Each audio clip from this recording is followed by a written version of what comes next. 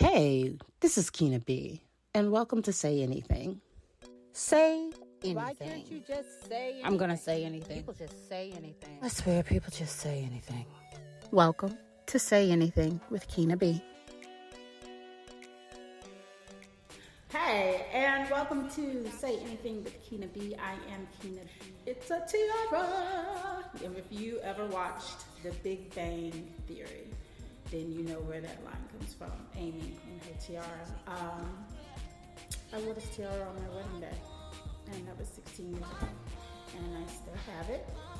And so I thought, might as well wear it. But it's just it's sitting in a box. Might as well wear it. So I'm wearing it today. It is my jewelry. Instead of wearing a necklace, I wore a tiara. So if you have a tiara, I suggest you go put it on while you watch this episode.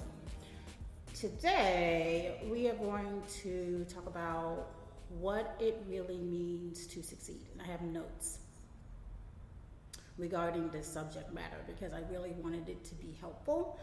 Sometimes you're doing extraordinary things that feel like they should be accomplishments, and rightfully so, they should be accomplishments. But you don't realize that they are accomplishments. You don't even realize how extraordinary they are because you're stuck in your head about where you feel you should be successful versus the reality of what success means. Life is like ebbs and flows. I know you've heard that term before, ebbs and flows. Sometimes you can be doing your absolute best and you feel like you're doing something that is moving you forward, but the situations around you feel very stagnant, like nothing is actually shifting. And that's really what we're going to talk about.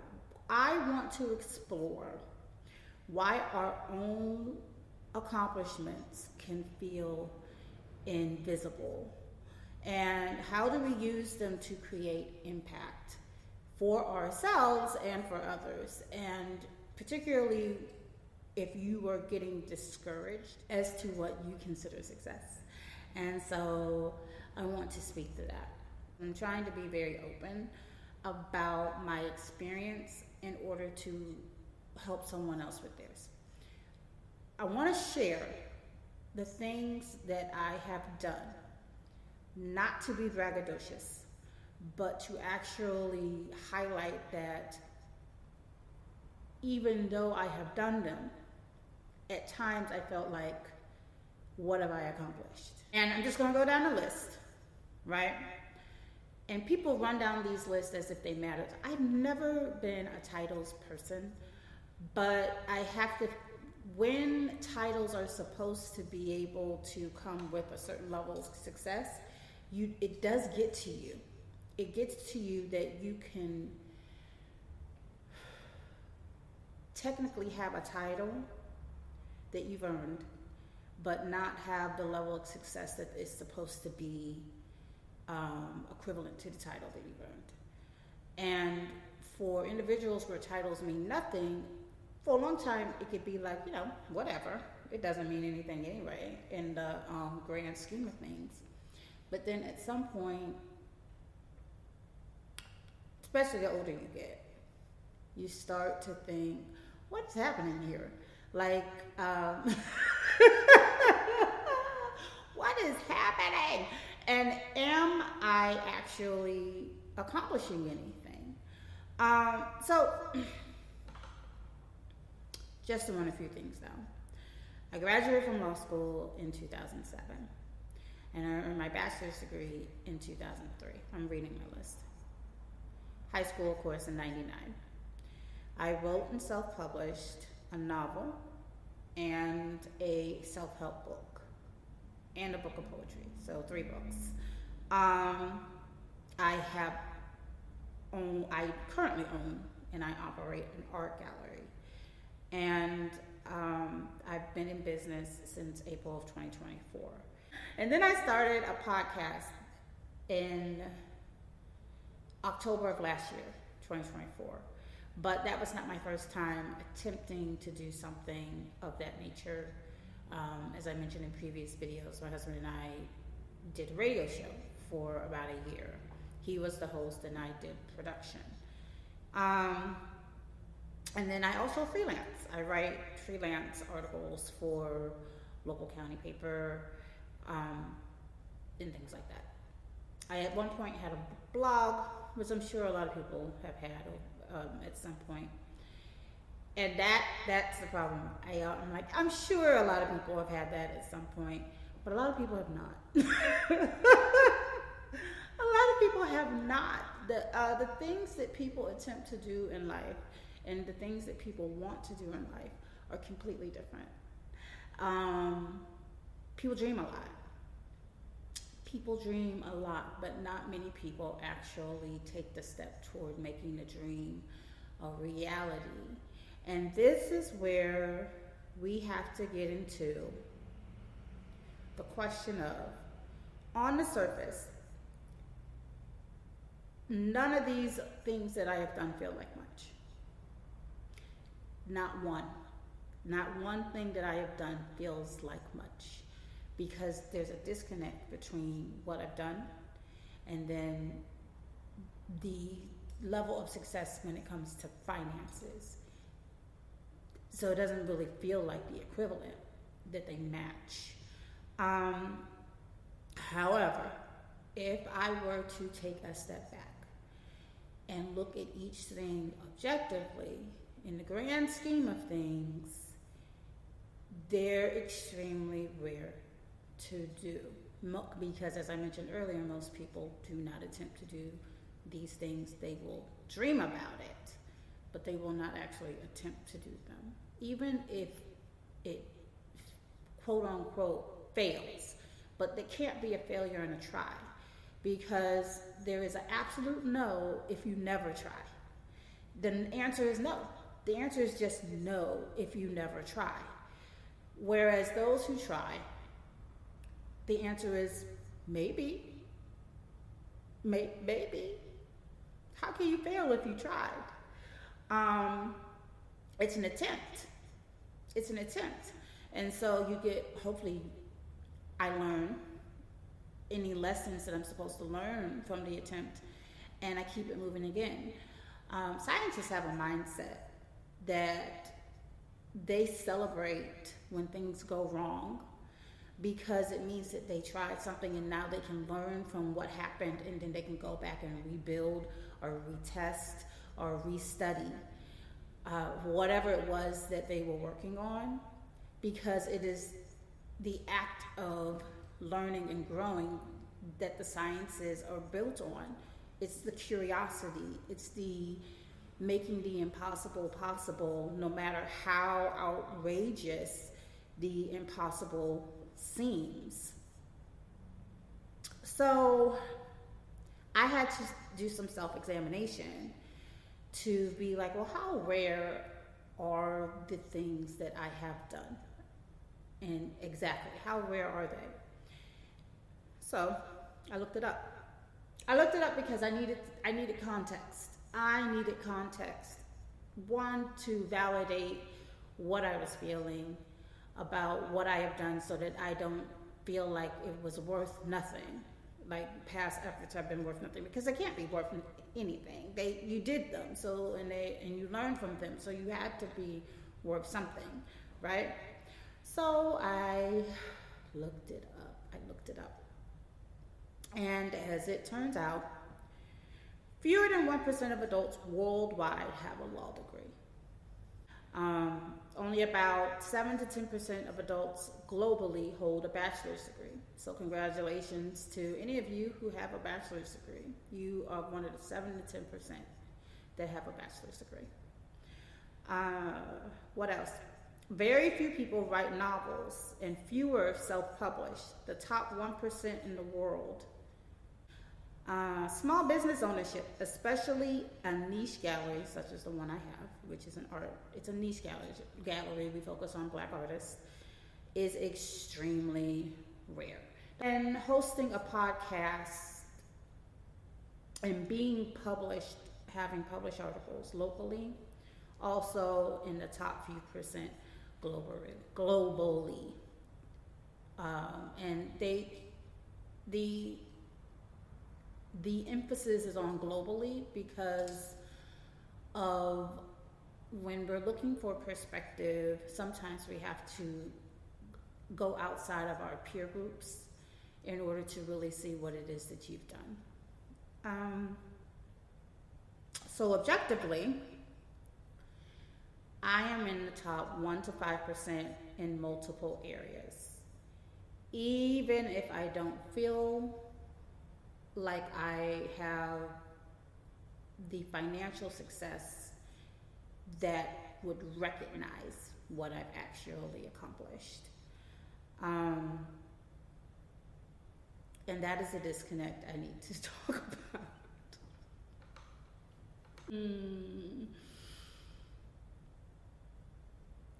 So the disconnect between achievement and perception.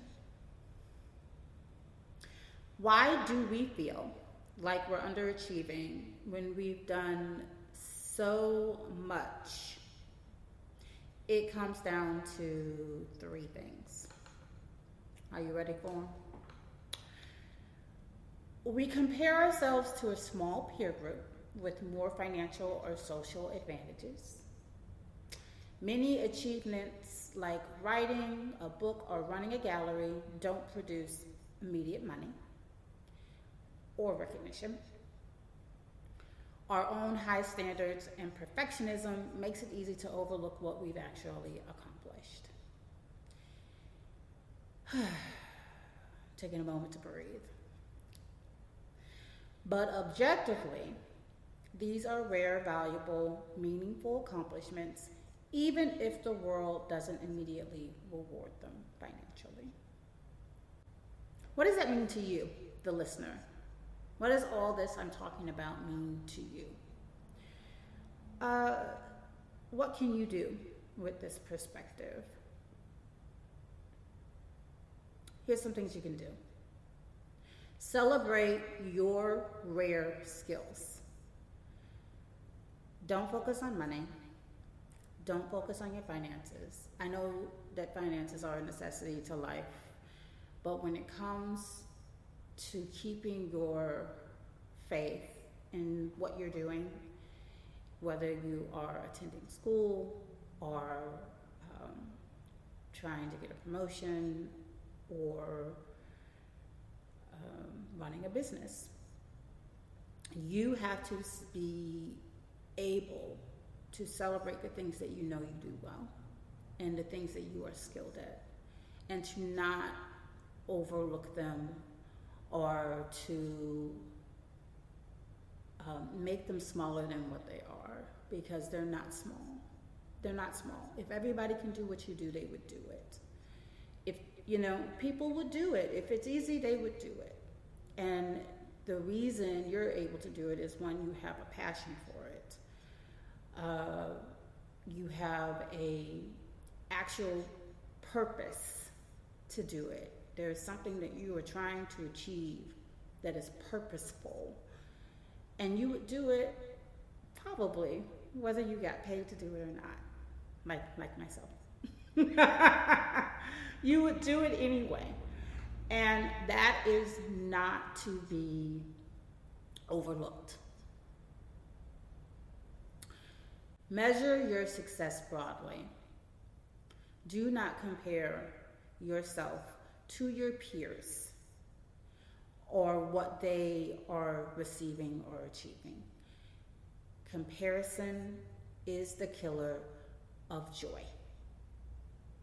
Do not compare. Leverage your unique accomplishments. Mentor, write, share your skill sets, share your experience, share what you've known and what you've learned with others so that it can positively impact someone else. And this one I have a hard time with, so bear with me, but reframe what failure looks like to you. It's something that I'm constantly looking at. Lisa Nichols said something years ago. I read her book probably over 10 years ago. And she says a lot in it.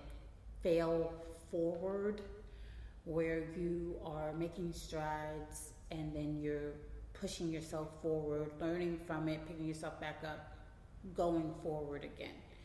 That you're, even if you have to back up twice, push forward 3.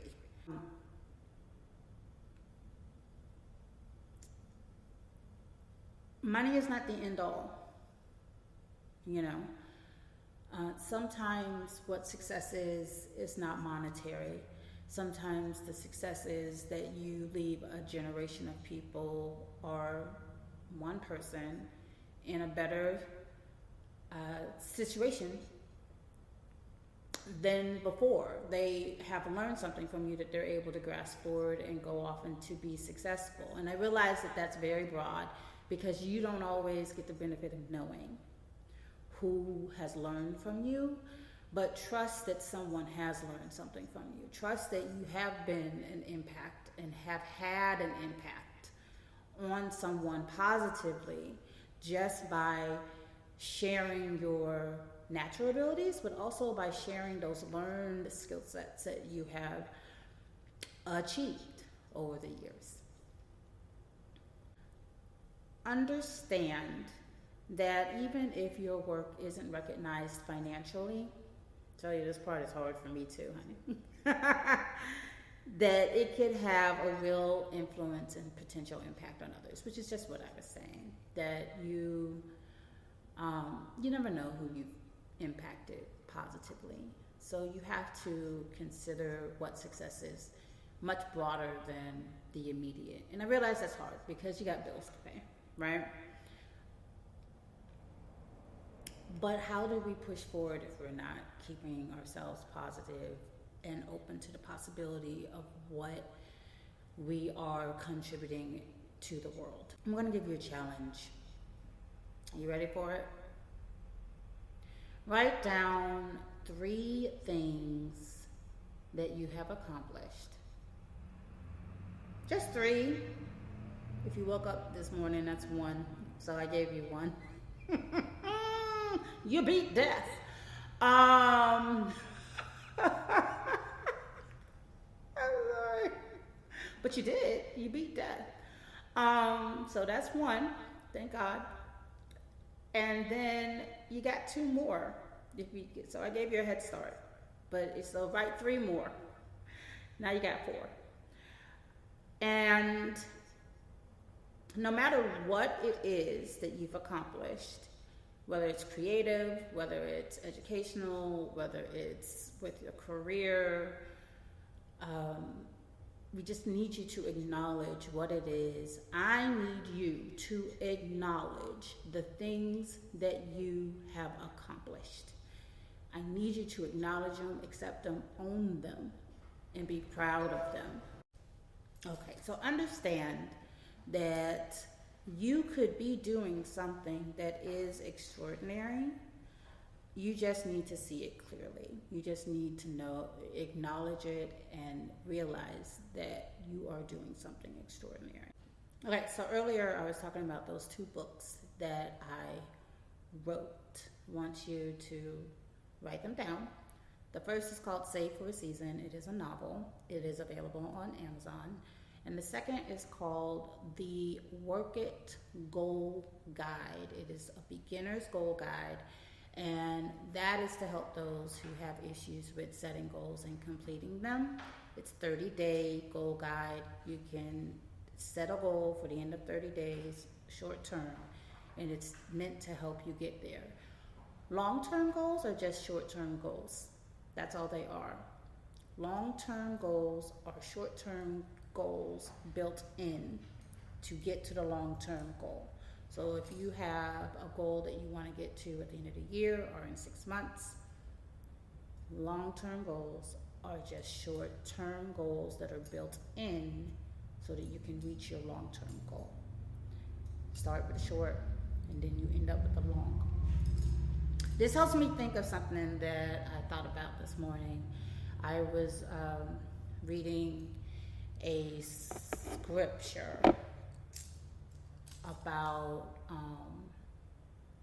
faith, and it was talking about moving mountains. Faith of a mustard seed. That's what it's about. Faith of a mustard seed. And for the first time ever, I looked at that scripture a bit differently. My entire life, I grew up in the church, so my entire life, I always thought that when it spoke of having faith of a mustard seed and you can move mountains, that all you needed was a little bit of faith in order to move a big mountain. And then I realized that it wasn't about moving a big mountain. It was about moving small pieces of the mountain. And as you move small pieces or boulders, the mountain itself moves. So the faith of a mustard seed for me is now shifted into a little bit of faith moves a little bit of the mountain. But if you keep having that little bit of faith, you keep moving a little bit more of the mountain until it builds up. You look back and the mountain is gone. If you enjoyed today's podcast, please like, subscribe, share it, and I hope to see you on the next one. Leave a comment.